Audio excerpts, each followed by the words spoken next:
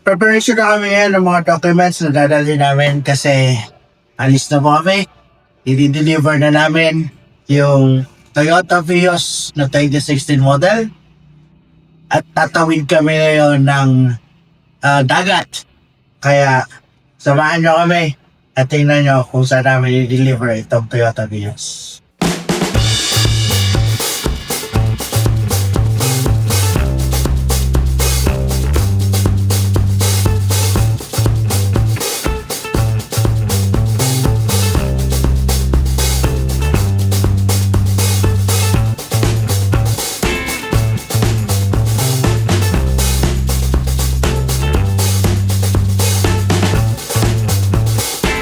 This is the end of Luzon, South Luzon. Ito na po yung pinakadulo ng South Luzon. Pagtatawid ka ng Visayas, dadaan ka po talaga dito sa Matnog, Sorsogon. So, kung nakasasakyan po kayo, unang-una titigil kayo dito for queuing dito ng sasakyan. Then after dito kasi kailangan na yung ORCR at yung driver's license. Then after dito, susunod na po tayo doon sa ticketing. Doon naman po tayo sa magbayad ng mga tickets ng sasakay at ng sasakyan. So ito na yung ticketing booth, ticketing area. Siguro mga 2 to 3 kilometers away siya galing doon sa queuing. Sunod na ticketing. Sa queuing, bibigyan kayo ng ticket. Ito siya. Ito. Yan. Tapos dito na babayaran sa ticketing yung pasahero.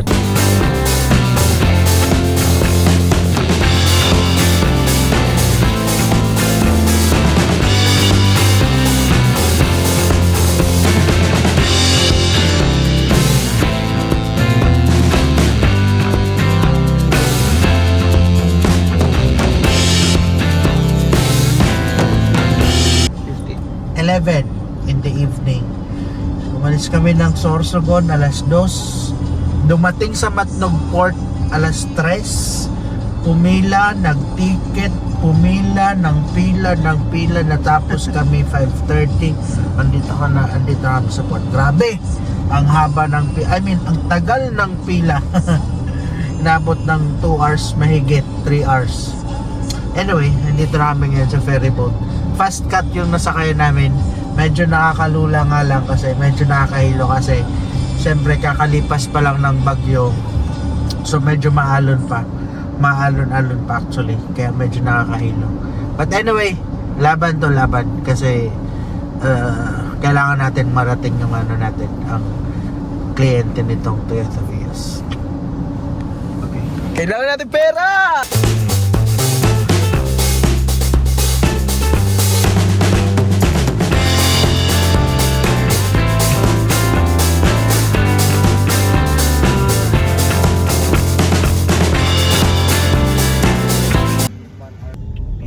Sa Katba, Logan. ay wala na.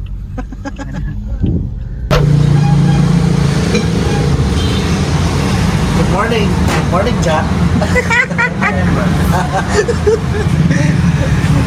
Alright, it's already 6:40 in the morning.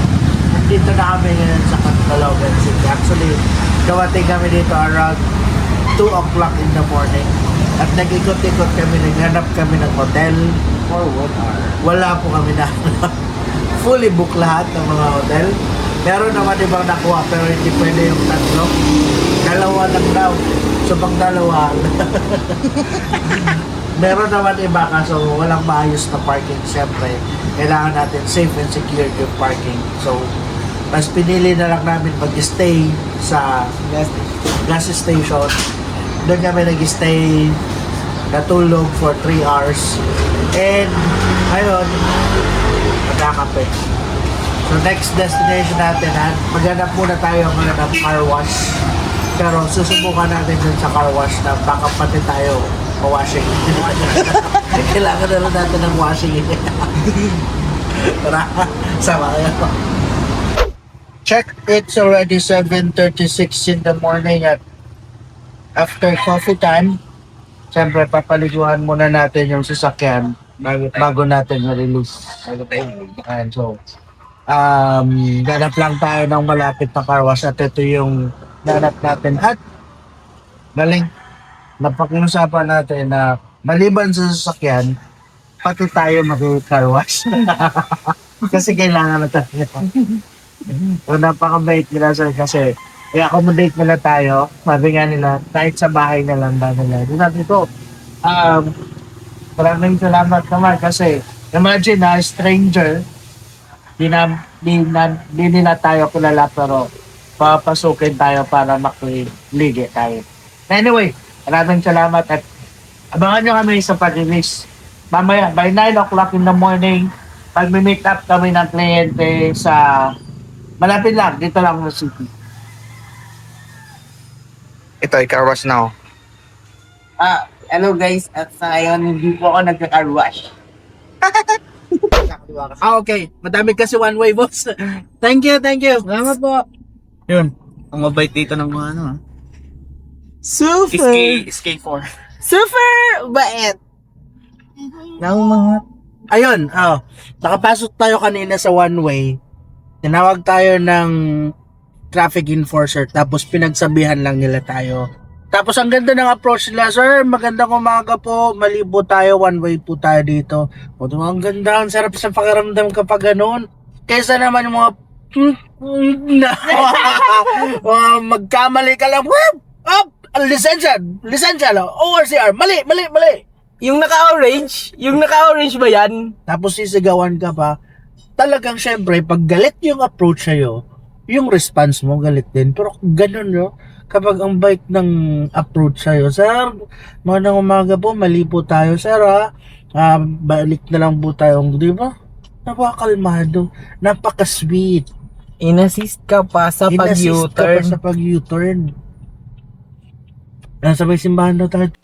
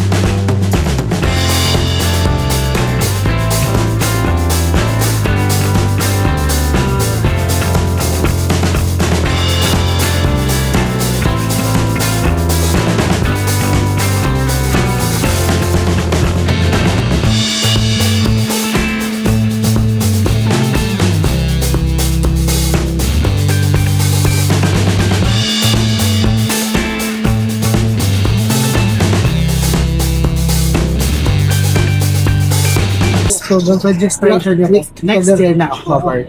Tapos, magpo-process lang po kami, sir, ng transfer nito. Siguro baka mga January na, sir, kasi halos holiday na kayo. Basta ang importante, sir, rehistrado po siya. Tapos, once tapos na po ang transfer, di ba padala na po namin, sir? Through LPC na lang po. Magbibili na ako ng address. Apo. Ano, sir? Huwag mo na i-vlog? Hindi na. Sige.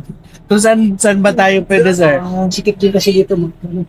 Okay na ba dito? Dito na tayo mag-sender ng video play mo. Kayang tumbasan ng kahit anong salapi kung ano ang namamagitan dito sa ating dalawa. Ano ba? Okay na po, nandito na po yung spare tire. Pina-check namin boss ko kung may kung may bus ko. Wala naman. Tapos napahanginan na din po yan.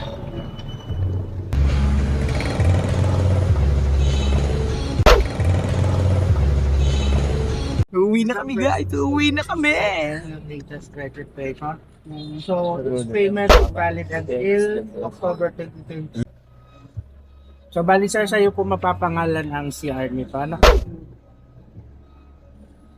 Ito po na waiver, sir. Waiver of acceptance po to. Ibig sabihin, ina-accept nyo po na second-hand na sasakyan yung pinibili natin. Although, na-check na po ito namin, na-check na ng mekaniko namin lahat-lahat. Pero syempre, since second-hand po siya, hindi po siya magiging perfect na po. So, pero ito naman sir, guaranteed naman ito na walang problema ang engine niya tapos yung mechanical. Oo, di daw and niya electrical nasimban, niya. sabi niya. Okay?